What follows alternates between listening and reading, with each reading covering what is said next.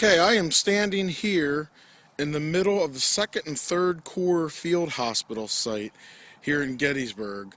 Um, right after the battle, the 2nd Corps placed their hospital in that direction just beyond the woods there, um, along Rock Creek.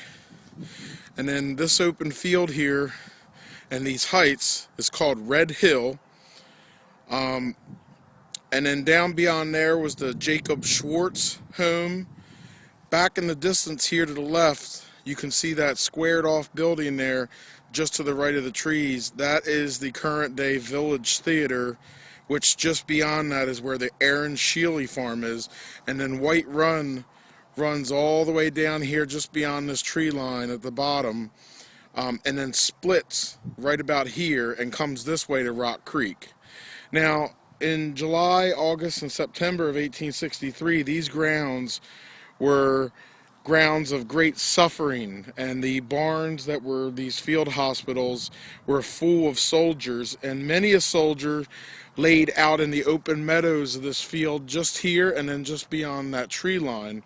And when the run and the creek flooded, literally scores of men were just washed away. Some of them drowned, and some of them were just simply swept downstream because they were too weak to help themselves or to move. Yet this site got developed, within the last 20 years with the outlet malls there in the distance, and then of course a golf course that was built over here as well. And there isn't much that really remains of the hospital site. Now, I'm going to look at the map on page 92 of Greg Coco's Vast Sea of Misery and show you where we're at. Right now, we are standing right here, looking in that direction. The Schwartz farm was here, the 2nd Corps Hospital over here, and these little dotted areas here mark cemeteries. And if you have his book, it's on page 92. The Baltimore Pike is in that distance there, which is over here, just beyond the current day Village Movie Theater. This hill on the map is marked Red Hill, as you can see there. And the reason for that is it is very similar to what you see down in Georgia with the red clay dirt. I have it all over my sneakers. But this hill is Red Hill, and it goes up to a crest over there where that clump of trees is just to the left of the movie theater. Again, this is the site of the 2nd and the 3rd Corps field hospitals, just after, post rather, the Battle of Gettysburg, July, August, September, October, and into November of 1863. And this has been Secrets of the Battlefield of Gettysburg. Okay, you are looking right now at a depression in the ground that was a latrine that was built for the 2nd Corps hospitals here along White Run Rock Creek in July and August of 1863. At the time, they had actually built planks above them where the men could sit. The stream, which is up in this direction coming by, actually had a gate that would flush the waste back down in the southerly direction here and then back out to the stream. This was mentioned in Greg Coco's book, A Vast Sea of Misery, and there's also a photograph of about the scene that I'm taking right now with my camera. Again, this is the 2nd Corps Field Hospital along Rock Creek, and this is one of the original, what's remaining left, the depression in the ground of latrines that were dug for the men to relieve themselves, and the waste then was flushed down the creek. This has been Secrets of the Battlefield of Gettysburg. Standing in an area that saw activity by thousands of wounded people around us, hundreds of attendants, hospital nurses, doctors, hospital guards, and all of them use this site for not only camping. They use the creek off to my right, which is called White Run, which is right near Rock Creek, which is up here, for bathing and for other purposes, gathering water for the horses, the ambulance, attendants, anyone who was in this area. And again, we're right in the center of activity which would have encompassed several miles of territory covered by thousands of wounded and hundreds and even up to 1,000 or so medical attendants. But one of the interesting secrets of the Gettysburg area is where I'm standing now. This is an actual latrine, or a sink as they called them in those days, dug by medical orderlies or even prisoners of war to take care of the massive amount of waste produced by these thousands of patients and hundreds of attendants. Right along here, it stretches for at least 50 yards, is a remnant of that trench that they dug for latrine purposes. If you look off along it, you can see the berm. You notice that in certain areas the water was taken from the creek, which is just about 50 yards away. The water was then channeled through this trench system and then out the other side. The system's about 50 yards long. The berms are discernible on my right and left.